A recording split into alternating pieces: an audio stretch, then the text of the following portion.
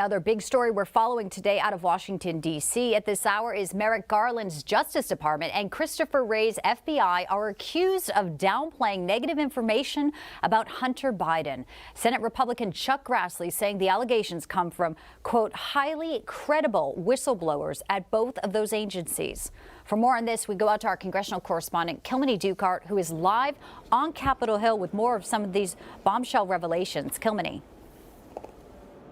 Bianca, John, good to be with you. Senate Judiciary Committee ranking member Chuck Grassley says information provided by these whistleblowers shows a clear pattern of political partisanship within the FBI and among senior FBI officials.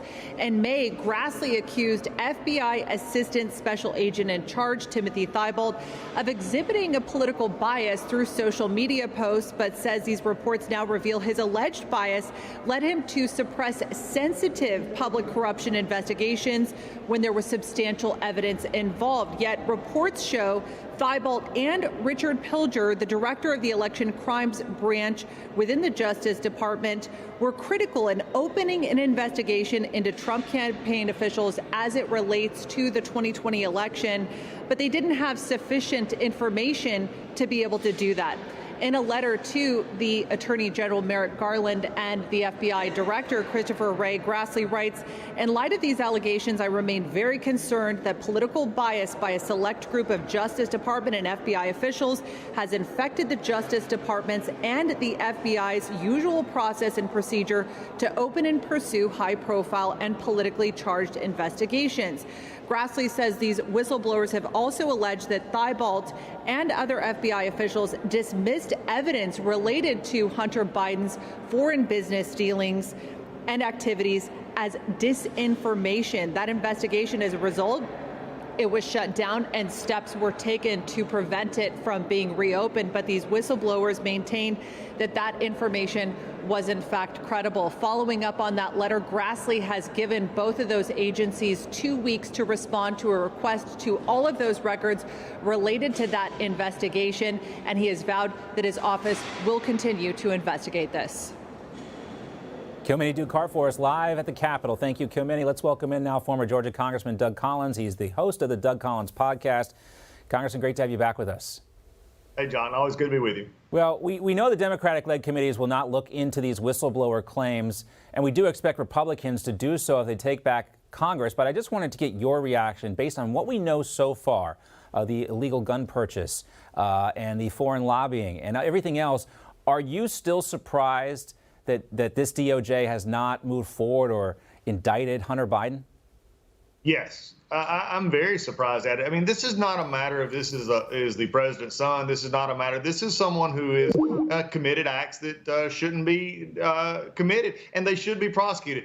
If they don't prosecute, if they don't move forward with this, I mean, it just goes to show that the DOJ, like many of us have suspected over the last few years, has simply been co-opted into the Democratic National Committee and will do anything they can to help a Democratic cause. I saw this during the impeachment. I saw it when they were not, they were helping Hillary. They were investigating Donald Trump. This is just a problem that's developed in over time, and they need to do something here. If not, Merrick Garland, who has little credibility, it seems at all anyway, has none at all.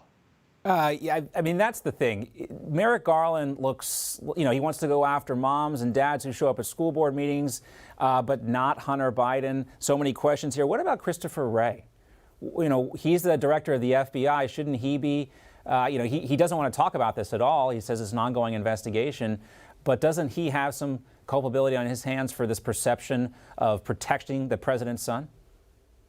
Yes, John, there's no doubt about that. I mean, I think in trying to protect the president's son, it's not just that.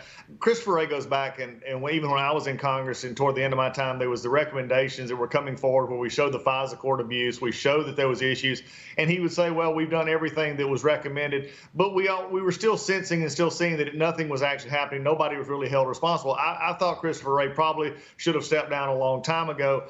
From those things. Now we're just moving it forward to where you have the Durham investigation out here, which seems to be, at times non-existent, then times not. And then you have the Hunter Biden thing that has been shown to be a cover-up from day one. This is part that I don't understand what Christopher Wray, Merrick Garland, and anybody else will not actually act upon, because everybody knows it's real. It's not a matter of your investigating. You can see it with your own eyes. You can see the drugs. You can see the guns.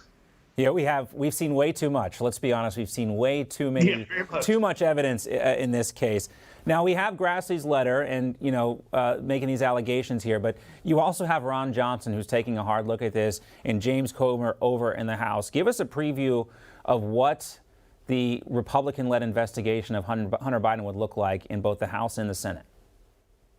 I think it'd be very early and very quick, because this is not something that they're going to have to do a ton of investigating on. They're just going to have to simply take what has been pieced together, subpoena the DOJ officials, get them onto the field if they will not come under non-subpoena, and then begin this process. But again, I have to emphasize here, any criminal stuff is going to have to come from the Department of Justice. Mm-hmm. Congress can simply expose what's already been exposed, but unless it's DOJ who actually acts upon it, then Hunter Biden will continue to walk free of these charges. It will be interesting to see what happens if any member of the Biden family or anyone associated with him refuses to comply with one of these subpoenas. Will they be held in contempt of Congress? Will they get the Eric Holder treatment where nothing happens, or will they get the Peter Navarro treatment where they get handcuffed at Reagan Airport for a misdemeanor and hauled off to jail? I think we know which way it'll go. I also wanted to talk to you about Mike Pence and his speaking tour today, of course. This is a dual event day in Washington, D.C. with Mike Pence and Donald Trump. What is Mike Pence up to? Is he considering a run for the White House? I think he's definitely considering a run. Whether it'll actually materialize or not is still left to be out there. I don't think there's a lot of, from every polling data and everything else I've seen, it'll be, it's a very much of an uphill battle. I think Mike Pence, more than anything else, is just proving that he is still Mike Pence. He's wanting to be a part. He's wanting to, take up for what he has done over his past few years as vice president and then before then, and just is out there trying to give his view of what he believes the country at. Mike Pence is a very principled individual who I believe is just, acting out what he believes is in the best interest of the country. Whether it turns into a political contest between him and the former president, I think that's still a lot left to be seen. Donald Trump still has a pretty good lock on most of the Republican voters, and Pence has, frankly, had a lot to overcome over the past year, after the election. And I think this is his way of getting back out there and saying, look, I'm still here. I'm still going to be who I am, no matter what's said. Mike Pence is going to be Mike Pence. We heard his speech earlier, carried it live here today on Newsmax. Of course, we'll be carrying President Trump's speech later today as well. Congressman, always great to see you.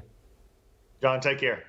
Hey guys, it's Rob Carson. I want to tell you about the Patriot Gold Group. But first, let me tell you that the S&P has already lost $8.2 trillion in 2022. Did you know that? Peak inflation is not even hit despite the Fed rate hikes on groceries, on gas. You know it as well as I do. Morgan Stanley and Goldman Sachs are warning of another 20% drop. Inflation is winning in a knockout right now. The Fed is going to raise rates again at the end of July. Meanwhile, Goldman, Wells Fargo, and Bloomberg are all forecasting gold to surpass all-time highs.